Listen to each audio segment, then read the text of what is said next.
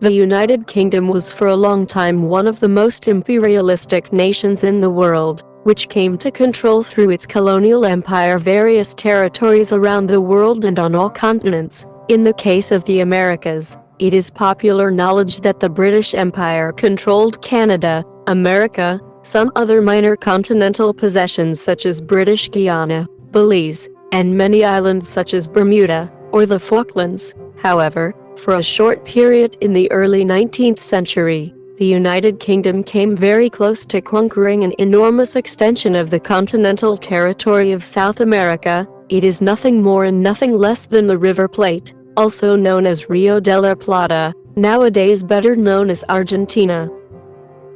At the beginning of the 19th century, the British Empire was having a gigantic industrial growth. This resulted in the need to expand its colonial empire in order to have more raw materials and other resources to boost its industry. Since some years ago, Britain showed special interest in the River Plate region, which at that date was a viceroyalty of the Spanish Empire, called the Viceroyalty of River Plate. In 1711, the governor of Bermuda wrote to the British Prime Minister Robert Harley, where he told him that the River Plate was the best place in the world to form an English colony. During the Napoleonic Wars, in the late 18th and early 19th centuries, Spain sided with France, who was at war with Britain, so the British saw the perfect time to attack the Spanish possessions in America and conquer the River Plate.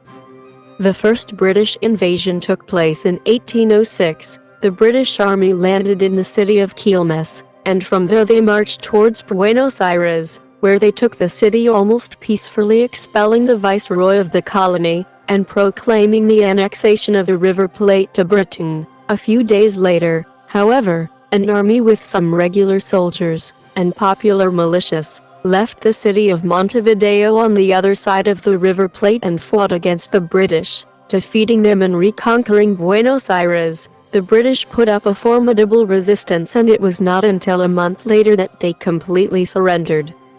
However, London did not give up in its task of conquering the River Plate, and a year later, leading another military expedition, this time more numerous and better prepared, the British landed and took Montevideo successfully and quickly rushed to cross the River Plate and conquer Buenos Aires. However, this time not only popular militias and a regular army was prepared to fight the British, but also the citizens of Buenos Aires presented a fierce resistance against the invaders, throwing at them boiling water from the roofs of the houses. In a short time the British army was greatly decimated, and not only were they expelled from Buenos Aires, but Montevideo was retaken by the Argentines.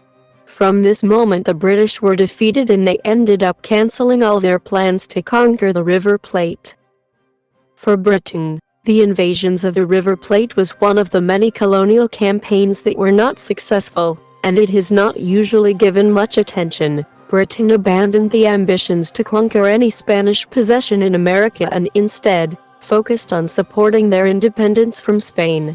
But for Argentina, the impact was much greater. The British invasions helped the Argentines to become aware that they really did not need Spain to defend themselves, and that they had great potential as an independent nation. In addition, influenced the collective sentiment of the Argentines to see Britain as a threat and an enemy nation.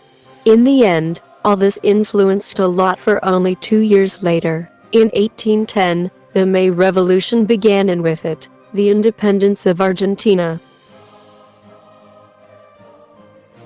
If you liked this video, please give it a like and subscribe. Remember that you can leave your opinion in the comments and tell me if you want a video about a particular topic.